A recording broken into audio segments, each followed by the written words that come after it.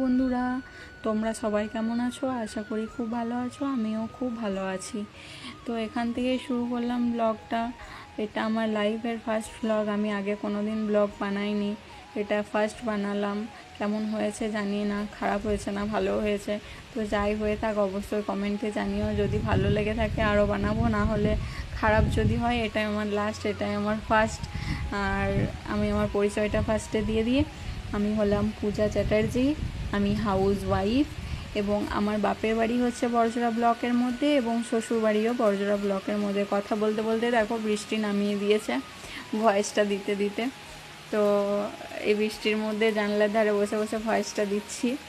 তো আমি গেছিলাম 108 মন্দির, বললাম নবাবহাটের, বর্ধমান নবাবহাটের 108 মন্দিরে। তো সেখানে ভিডিওগুলো খানিক তোলা, জানি না কতটা কি তুলতে পেরেছি, তোমাদের দেখাতে পেরেছি। যদি আমার ভিডিওগুলি ভালো লেগে থাকে, গুলি নয়, এই একটাই আমার ফার্স্ট ব্লগ হলো।